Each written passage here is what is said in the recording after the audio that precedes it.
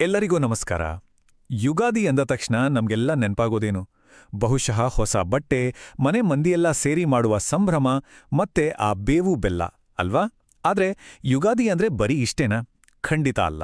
ಈ ಹಬ್ಬದ ಹಿಂದೆ ಒಂದು ಹೊಸ ಯುಗದ ಆರಂಭದ ಕಥೆ ಇದೆ, ಕೆಲವು ಮಹಾನ್ ವಿಜಯಗಳ ಕಥೆ ಇದೆ, ಮತ್ತೆ ಜೀವನದ ಬಗ್ಗೆ ಒಂದು ಆಳವಾದ ತತ್ವವೇ ಅಡಗಿದೆ. ಬನ್ನಿ, ಈ ಎಲ್ಲದರ ಬಗ್ಗೆನೂ ಇವತ್ತು ಒಂದೊಂದಾಗಿ ತಿಳಿದುಕೊಳ್ಳೋಣ.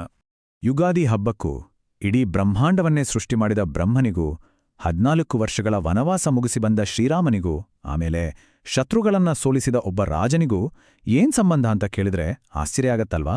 ಆದ್ರೆ ಈ ಪ್ರಶ್ನೆಗೆ ಸಿಗೋ ಉತ್ತರದಲ್ಲೇ ಯುಗಾದಿಯ ನಿಜವಾದ ಮಹತ್ವ ಅಡಗಿದೆ. ಬನ್ನಿ, ಆ ಕಥೆಗಳನ್ನ ಒಂದೊಂದಾಗಿ ಬಿಡಿಸೋಣ. ಮೊದಲು ಈ ಹಬ್ಬದ ಹೆಸರಿಂದಾನೇ ಶುರು ಮಾಡೋಣ.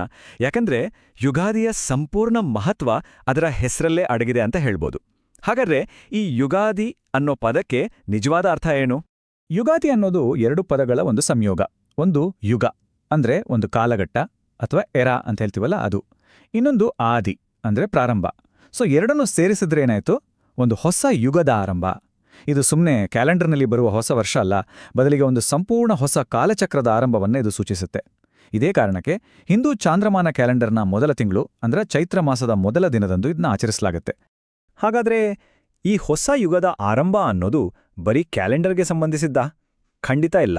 ಇದಕ್ಕೆ ಒಂದು ದೈವಿಕ ಆಯಾಮ ಕೂಡ ಇದೆ. ನಮ್ಮ ಪುರಾಣಗಳಲ್ಲಿ ಯುಗಾದಿ ದಿನದಂದೇ 3 ಬಹಳ ಮುಖ್ಯವಾದ ಘಟನೆಗಳು ನಡೆದುವು ಅಂತ ಉಲ್ಲೇಖವಿದೆ. ಅವೇ ಈ ಹಬ್ಬಕ್ಕೆ ವಿಶೇಷವಾದ ಪಾವಿತ್ರತೆಯನ್ನ ತಂದುಕೊಟ್ಟಿರೋದು. ಅವು ಯಾವುವು ಅಂದ್ರೆ, ಮೊದಲನೇದು, ಇದೇ ದಿನ ಬ್ರಹ್ಮದೇವ ಇಡೀ ಬ್ರಹ್ಮಾಂಡದ ಸೃಷ್ಟಿಯನ್ನ ಆರಂಭಿಸಿದ ಅನ್ನೋ ನಂಬಿಕೆ.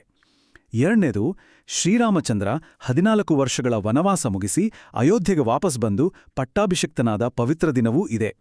ಅಷ್ಟೇ ಅಲ್ಲ, ಮಹಾವಿಷ್ಣು ಮತ್ಸ್ಯಾವತಾರವನ್ನ ತಾಳಿ ಇಡೀ ಜಗತ್ತನ್ನೇ ಒಂದು ದೊಡ್ಡ ಪ್ರಳಯದಿಂದ ಕಾಪಾಡಿದ್ದು ಕೂಡ ಇದೇ ದಿನ.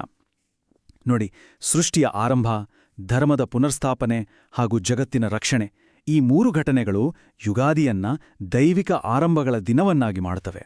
ಕೇವಲ ಈ ದೈವಿಕ ಕಥೆಗಳು ಮಾತ್ರವಲ್ಲ, ಯುಗಾದಿ ಹಬ್ಬಕ್ಕೆ ನಮ್ಮದೇ ನೆಲದ ಒಂದು ಐತಿಹಾಸಿಕ ವಿಜಯದ ನಂಟು ಕೂಡ ಇದೆ. ಹೌದು, ಇದೊಬ್ಬ ಮಹಾನ್ ರಾಜ ತನ್ನ ನಾಡನ್ನ ವಿದೇಶಿ ಆಕ್ರಮಣಕಾರನಿಂದ ಮುಕ್ತಗೊಳಿಸಿದ ದಿನವನ್ನ ಕೂಡ ನೆನಪಿಸುತ್ತೆ.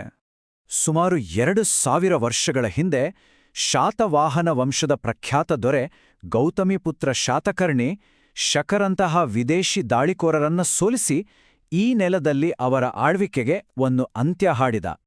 ಆ ಐತಿಹಾಸಿಕ ವಿಜಯದ ನೆನಪಿಗಾಗಿ ಗೌತಮಿಪುತ್ರ ಶಾತಕರ್ಣಿ ಶಾಲಿವಾಹನ ಶಕೆ ಅಂತ ಒಂದು ಹೊಸ ಕ್ಯಾಲೆಂಡರ್ ಯುಗವನ್ನೇ ಆರಂಭಿಸಿದ.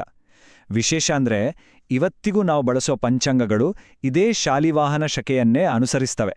ಅಂದ್ರೆ ಯುಗಾದಿ ಕೇವಲ ಪೌರಾಣಿಕವಾಗಿ ಮಾತ್ರವಲ್ಲ, ಐತಿಹಾಸಿಕವಾಗಿಯೂ ಒಂದು ಹೊಸ ವರ್ಷದ ಆರಂಭ.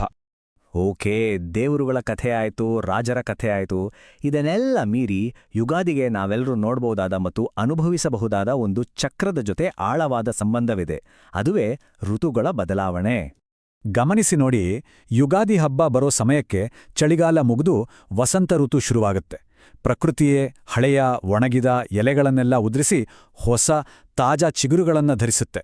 ಒಂದು ರೀತಿ ಪ್ರಕೃತಿಯೇ ಒಂದು ಹೊಸ ವರ್ಷವನ್ನ ಆಚರಿಸಿದ ಹಾಗೆ, ಹಳೆಯದನ್ನ ಕಳೆದು ಹೊಸ ಚೈತನ್ಯವನ್ನ ಅಪ್ಪಿಕೊಡುತ್ತೆ. ಪ್ರಕೃತಿಯ ಈ ನವೀಕರಣ ನಮಗೂ ಒಂದು ರೀತಿ ಪ್ರೇರಣೆ. ನಮ್ಮ ಹಳೆಯ ದುಃಖಗಳನ್ನ ಕಷ್ಟಗಳನ್ನ ಬದಿಗಿಟ್ಟು ಹೊಸ ವರ್ಷವನ್ನ ಒಂದು ಹೊಸ ಉತ್ಸಾಹದಿಂದ ಬರಮಾಡಿಕೊಳ್ಬೇಕು ಅನ್ನೋ ಸಂದೇಶವನ್ನ ಇದು ಕೊಡುತ್ತೆ.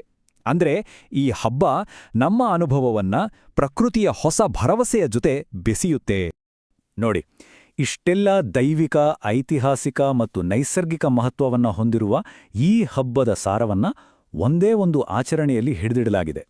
ಆ ಅತ್ಯಂತ ಮುಖ್ಯವಾದ ಆಚರಣೆ ಯಾವ್ದು ಗೊತ್ತೇ? ಅದು ನಮ್ಮೆಲ್ಲರ ಮನೆಗಳಲ್ಲಿ ತಯಾರಾಗುವ ಬೇವು ಬೆಲ್ಲ. ಈ ಸಣ್ಣ ಮಿಶ್ರಣದಲ್ಲಿ ಜೀವನದ ಒಂದು ದೊಡ್ಡ ತತ್ವಶಾಸ್ತ್ರವೇ ಅಡಗಿದೆ. ಯುಗಾದಿ ಹಬ್ಬದ ದಿನದ ಆರಂಭವೇ ಬೇವು ಬೆಲ್ಲವನ್ನ ಸೇವಿಸುವುದರೊಂದಿಗೆ ಆಗುತ್ತೆ.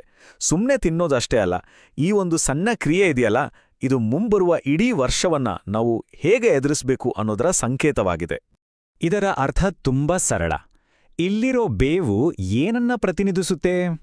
ಅದರ ಕಹಿರುಚಿ, ನಮ್ಮ ಜೀವನದ ಕಷ್ಟಗಳು, ದುಃಖಗಳು ಮತ್ತು ನೋವಿನ ಸಂಕೇತ. ಹಾಗೆಯೇ ಬೆಲ್ಲದ ಸಿಹಿರುಚಿ ನಮ್ಮ ಜೀವನದ ಸಂತೋಷ, ಸುಖ ಮತ್ತು ಆನಂದದ ಸಂಕೇತವಾಗಿದೆ. ಹಾಗಾದ್ರೆ ಇವೆರಡನ್ನೂ ಯಾಕೆ ಒಟ್ಟಿಗೆ ತಿನ್ಬೇಕೋ? ಯಾಕಂದ್ರೆ ಜೀವನ ಅಂದ್ರೆ ಇದೆ. ಅದು ಸುಖ ಮತ್ತು ದುಃಖಗಳ ಎರಡರ ಮಿಶ್ರಣ. ಹಾಗಾಗಿ ನಾವು ಅವೆರಡನ್ನೂ ಸಮಚಿತ್ತದಿಂದ ಸ್ವೀಕರಿಸಬೇಕು. ಕಷ್ಟ ಬಂದಾಗ ಕುಗ್ದೆ, ಸುಖ ಬಂದಾಗ ಹಿಗ್ದೆ, ಎಲ್ಲವನ್ನೂ ಒಂದೇ ರೀತಿ ನೋಡಬೇಕು ಅನ್ನೋ ಒಂದು ಮಹಾನ್ ವೇದಾಂತದ ತತ್ವವನ್ನೇ ಈ ಬೇವು ಬೆಲ್ಲ ನಮಗೆ ನೆನೆಸುತ್ತೆ. ಈ ಬೇವು ಬೆಲ್ಲದ ಜೊತೆಗೆ ಇನ್ನೊಂದು ಮುಖ್ಯವಾದ ಸಂಪ್ರದಾಯ ಅಂದ್ರೆ ಪಂಚಾಂಗ ಶ್ರವಣ. ಪಂಚಾಂಗ ಅಂದ್ರೆ ಹೊಸ ವರ್ಷದ ಆಲ್ಮನ್ಯಾಕ್. ಇದರಲ್ಲಿ ಆ ವರ್ಷ ಮಳೆ ಬೆಳೆ ಹೇಗಿರುತ್ತೆ, ಗ್ರಹಗತಿಗಳು ಹೇಗಿದೆ, ರಾಜಕೀಯವಾಗಿ ಏನೇನು ಆಗ್ಬೋದು ಅನ್ನೋ ಮುನ್ಸೂಚನೆಗಳನ್ನ ಓದಿ ಹೇಳಲಾಗುತ್ತೆ.